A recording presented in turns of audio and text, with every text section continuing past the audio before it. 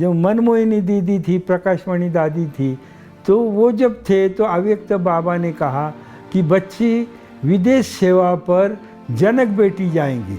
तो बाबा ने जब जनक बेटी का नाम लिया विदेश सेवा के लिए, तो दीदी ने झट बाबा को कहा कि बाबा वो तो 1 साल से बीमार है, उठ भी नहीं सकती है, वो कैसी विदेश सेवा। तो बाबा ने कहा वो जैसी है वैसी उसको भेज दो।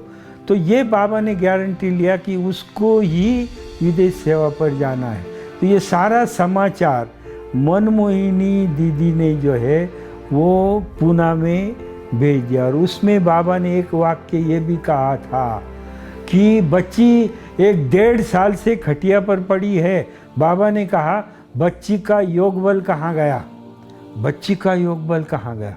तो जब वो लेटर पूना में आया, हम लोगों ने भी वो लेटर पढ़ा था, तो वो जब लेटर जानकी दादी ने पढ़ा, 2-2 बहनों को तैयार होना पड़ता था और वो दादी को बिठाती।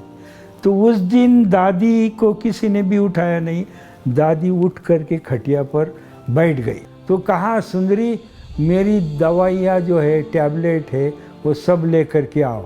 और जब टीपॉय के ऊपर रखा तो जो इंजेक्शन थे, क्योंकि दादी के 9 प्रकार के डिसीज थे, तो सुंदरी भाई ने सारी दवाई लाया, इंजेक्शन नहीं लाए। तो फिर दादी ने कहा सुंदरी मेरे इंजेक्शन लेकर के आओ। तो बोली अभी इतने भारी इंजेक्शन, तो वो इंजेक्शन भी लेकर के टीपॉय पर रखे। और फिर दादी ने कहा कि वेस्ट बॉक्स लेकर के आओ।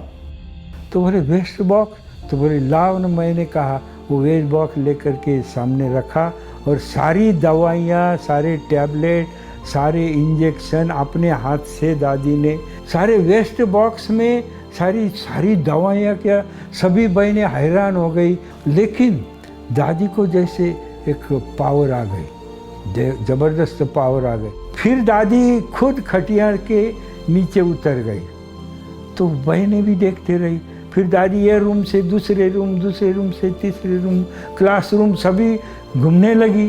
और सभी बहनें बोली दादी को क्या हो गया, दादी खुद चल रही है, खुद इधर हाल में जाती है, करती है। दादी मुरली भी पढ़ने लगी। इतना 7 दिन में इतना ज़बरदस्त दादी का परिवर्तन हुआ।